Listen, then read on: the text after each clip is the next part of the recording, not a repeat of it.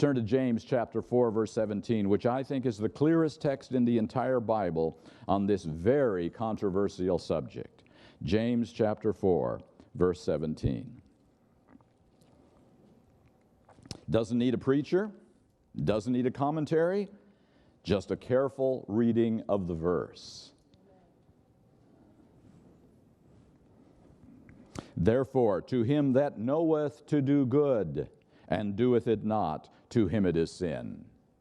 To the one who knows, and does not obey. Does a baby know? Then how can a baby be a sinner from birth? As I read in those statements, that every baby is born a sinner. To the one who knows, and does it not. Turn to James chapter 1.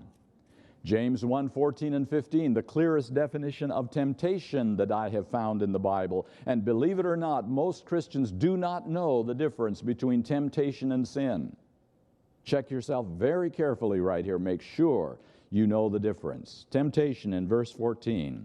But every man is tempted when he is drawn away of his own lust and enticed. Now the word lust means a desire for anything out of harmony with the will of God. It covers many categories. And it says his own, coming out of his own or her own nature.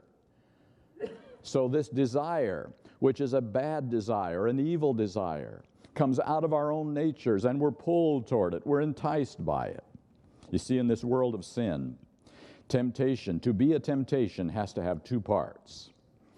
When you watch the evening news, are you personally interested in trying everything you see and hear on the evening news at least once just to see what it will feel like? You're not. Are there some things you see that you couldn't be paid enough money to do? Were you tempted by that? It wasn't the slightest temptation to you, was it? You were repulsed by it. But obviously someone was tempted by it, is that correct? Because it was on the evening news. So you see, in this world of sin, Satan has many stimuli, because we're all different. Many different attractions, hoping that one or two of those many stimuli will reach home to where we live, our own nature, and draw from within us a responsive chord. We'll be drawn toward that stimulus. We'll be enticed by it. That's temptation. But you know what? The Christian world says, no, that's sin. Should you be drawn toward that? Of course not. Is it evil to be drawn toward that? Yes, it is. Therefore, you have sinned because you were drawn, you were pulled, you were enticed by it. Even if you said no to it, the very fact that you were drawn is your sin. That's what the Christian world says. That's definition A. But is that what we just read? Is it describing sin here? It's describing temptation. Sin is in the next verse. Then when lust hath conceived, it bringeth forth sin. 4 steps. We're drawn of our own nature. We're enticed by it.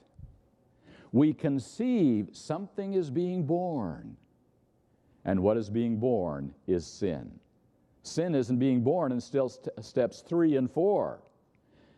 1 and 2 are temptation.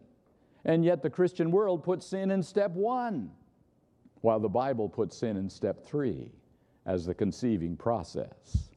So once again, the Christian world has mistaken temptation for sin, evil nature for sin, birth state for sin, when the Bible says, no, it takes light to produce guilt in rejecting light.